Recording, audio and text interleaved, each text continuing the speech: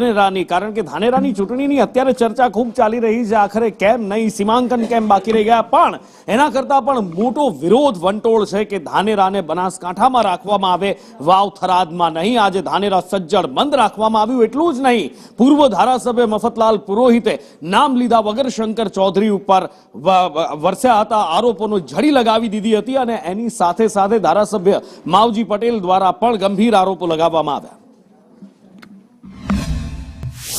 પરમાત્માની સાક્ષીએ, ભગવાન શંકરની સાક્ષીએ આ કહું છું, એમણે કહ્યું કે કેબિનેટમાં શંકરભાઈએ આનો વિરોધ કર્યો.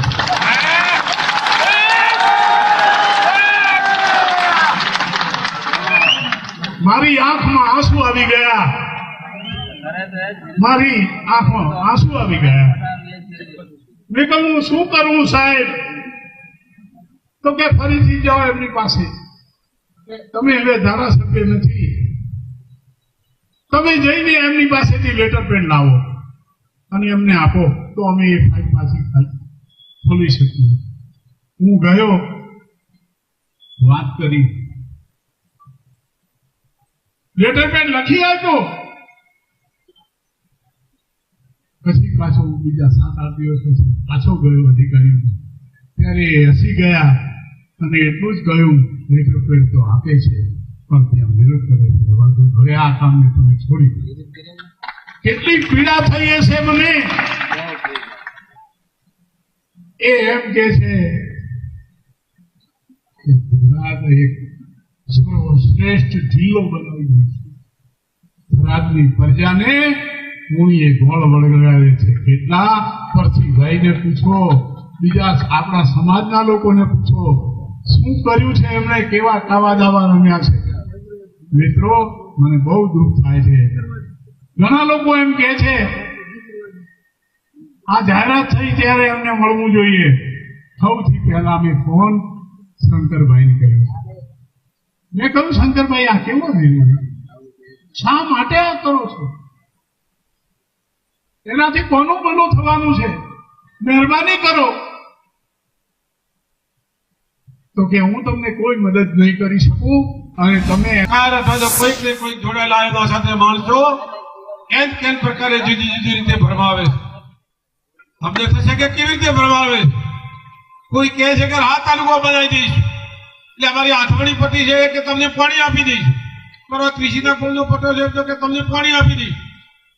એટલે ભાઈ પાણી આપ્યું હોત તો ઘણા દાડા હતા. આજના બાજુ પથાળા તરફનો ભાગ છે તો કિંમત એમ કહેવામાં આવે છે કે અમે પથાળાથી તાલુકો બનાવી દઈશ. એટલે આપણા સંગઠનને ફેંકવા માટે અને બધાની શક્તિ ઓછી કરવા માટે એક પ્રકારે આપણના સાથે જુદી જુદી રીતે ભરમાવવામાં આવે છે. બીજા બધા હરિયાણાના માણસો 700 ખેડૂતો જયારે મર્યા ત્યારે એમને વાત સરકારે સાંભળી હતી. એ સરકાર એ ખૂબ જાડી ચોપડીની હોય છે. તો બનાસકાંઠાના આ વિભાજનના પડઘા છેક દક્ષિણ ગુજરાત સુરતમાં પડ્યા છે. મનીષ મારી સાથે જોડાયા છે. મનીષ પાસેથી જાણીએ આખરે ઉત્તર ગુજરાતમાં બનાસકાંઠાના આ વિભાજનના પડઘા સુરતમાં કેમ, શા માટે અને કોના દ્વારા? જી બિલકુલ, વાત કરીએ તો બનાસકાંઠાના વિભાજનને લઈને ધાનેરાના લોકોનો વિરોધ છે તે સુરત શહેરમાં પણ જોવા મળ્યો. આજે બપોરના સમયે બનાસકાંઠાના રહેવાસીઓ છે તે મોટી સંખ્યામાં સુરત કલેક્ટર કચેરી ખાતે પહોંચ્યા હતા. હાથમાં પ્લેકાર્ડ અને બેનરો લઈને પહોંચ્યા હતા અને એક જ માંગ કરવામાં આવી રહી હતી કે ધાનેરાને બનાસકાંઠામાં જ રાખવામાં આવે, કારણ કે ધાનેરામાં જે સુવિધા મળે છે તે પૂરતી સુવિધા છે, તમામ જે સુવિધા છે અને બનાસકાંઠાની ઓળખ જ છે તે ધાનેરા છે. સમગ્ર મામલાને લઈને લોકોએ ઉગ્ર રજૂઆત કરી હતી અને કલેક્ટરને આવેદનપત્ર આપ્યું હતું. સાથે જ જો માંગ નહીં સ્વીકારવામાં આવે બનાસકાંઠા અને ધાનેરામાં રહેવા દેવાની તો ઉગ્ર આંદોલન કરશે અને વાત છે તે દિલ્હી તક પણ પહોંચાડશે તેવી રજૂઆત કરી હતી. જી, આ બાજુ સફાઈ